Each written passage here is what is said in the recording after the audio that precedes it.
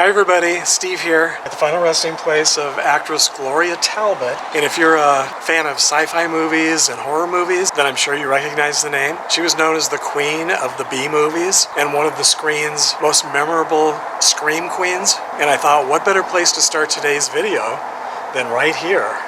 She's laid to rest here at San Fernando Mission Cemetery in Mission Hills, California, and this is my first stop today on my trip to visit the gravesites of 7 actors and actresses laid to rest in the Los Angeles area who became famous for appearing in some of our favorite Halloween movie and TV classics. Talbott's gravesite is one of those rare final resting places that's actually easy to find. You just drive in through the front gates here, drive straight back until you reach the last outdoor mausoleum, which you'll see on the right-hand side, and her crypt faces the street. Her nephew, Craig Talbott, watches this channel and often leaves comments about her appearances in so many of the movies and TV shows that I mention in my many trips. Thanks, Craig, for reminding me that your Aunt Gloria also appeared in many horror movie classics. Gloria Talbott died from kidney failure at the age of 69 in Glendale, California, which is also where she was born, on September 19th in the year 2000. And I'll pan around as I usually do so you can get a better idea of where her final resting place is located. In the 1950s and 60s, she appeared in films such as The Cyclops, The Daughter of Dr. Jekyll, I Married a Monster from Outer Space, and The Leech Woman. I definitely prefer the scary movies of yesteryear to today's slasher films, which are just too gross for me to even watch. So, do you have a favorite Gloria Talbott movie? From here, I'm going to drive 16 miles southeast to Forest Lawn in the Hollywood Hills. There are 2 actors laid to rest here, and I'm guessing that most of you have seen both of them on screen. To find the first gravesite, you enter through the front gates and then drive straight ahead all the way almost to the top of the hill, until you reach the Court of Valor, which will be on the left-hand side. Actor Marty Feldman, who played Igor in the 1974 Mel Brooks comedy horror film classic Young Frankenstein, is buried here. Feldman died from a heart attack at the very young age of 48 while filming in Mexico City on December 2nd, 1982. Young Frankenstein was a box office hit and is considered to be one of the 50 greatest comedies of all time. Sadly, his life and career were cut short, but his comedy and humor on screen will continue to bring laughter and joy to moviegoers, very likely until the end of time, and especially around this time of the year. The inscription on his gravestone reads, "He made us laugh. He took my pain away. I love you, Loretta." Back down at the bottom of the hill, within the Courts of Remembrance outdoor mausoleum, is the final resting place of actress Retta Shaw. She was cremated, and her remains are interred here in the Columbarium of Remembrance Courtyard, which is within the very first larger courtyard. In the 1960s and 70s, Shaw appeared in a number of Halloween movie and TV favorites. I'm sure many of you will remember her for her roles in The Ghost and Mr. Chicken, Murder Once Removed, Escape to Witch Mountain, and the TV show which ran from 1968 to 1970, The Ghost and Mrs. Muir. She played Martha, the housekeeper on the show. Shaw died from emphysema at the age of 69 in Encino, California on January 8, 1982. The 2 stars of the TV show have also died. Hope Lang, who played Mrs. Muir, was cremated and has no final resting place to visit. Edward Mulhare, who played the ghost, is buried out of the country in Cork, Ireland. From here, I'm going to drive 6 miles southeast to Forest Lawn Memorial Park in the city of Glendale. This is where the legendary horror actor Dwight Frye is buried.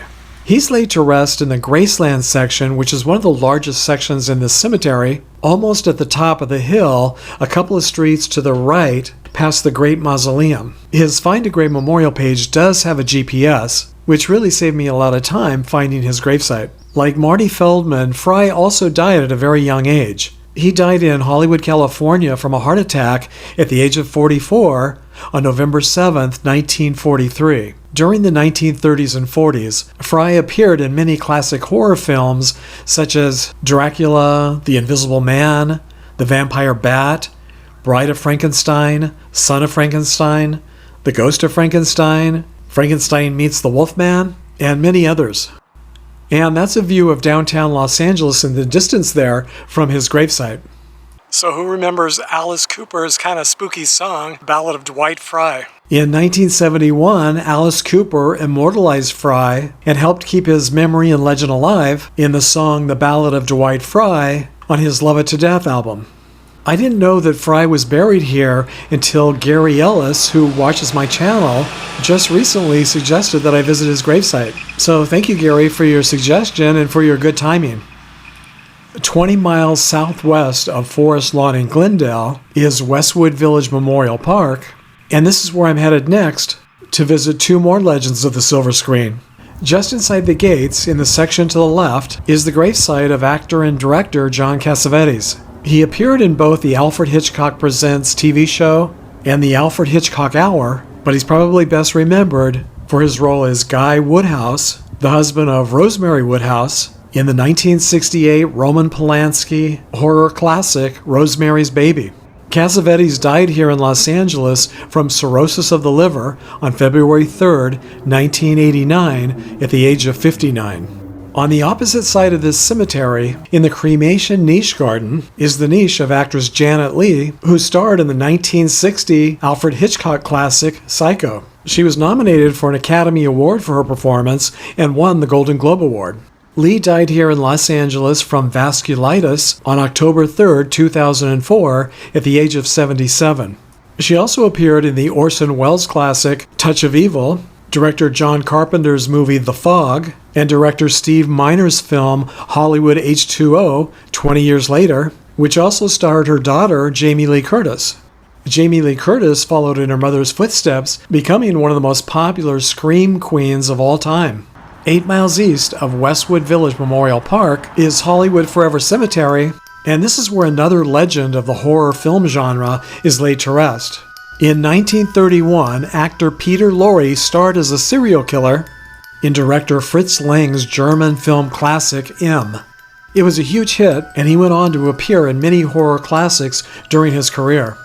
He also appeared in a number of Alfred Hitchcock movies and TV shows, such as The Man Who Knew Too Much and Secret Agent. Lorre died here in Los Angeles from a stroke on March 23, 1964, at age 69.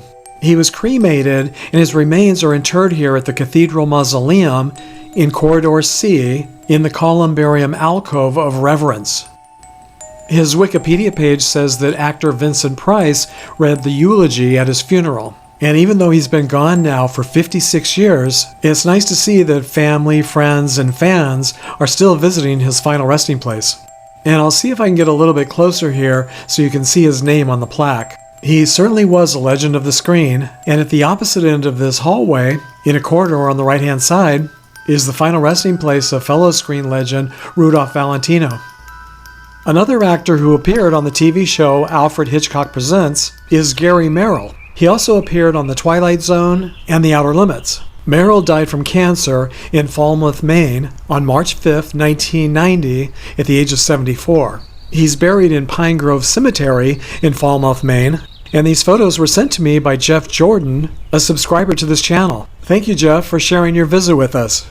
His Find a Grave Memorial page says that legendary director, producer, and screenwriter Alfred Hitchcock was cremated and that his ashes were scattered in the Pacific Ocean. But when I googled his gravesite, the result was this Hitchcock family plot here at Hollywood Forever Cemetery. I don't know if he has any kind of family connection to this gravesite at all, but Hollywood Forever Cemetery certainly seems like it would have been the perfect place for his final resting place.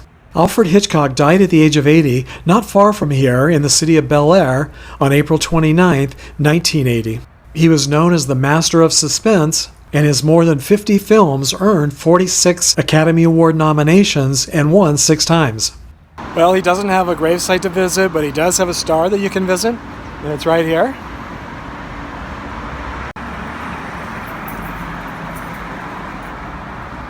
So right here in the corner of Wilcox and Hollywood Boulevard.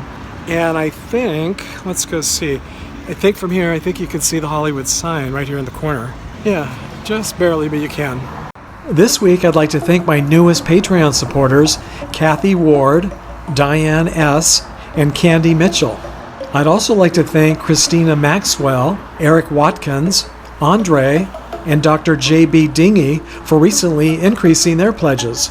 Thank you all so much for your very generous donations to this channel. It really does help make future trips like this possible.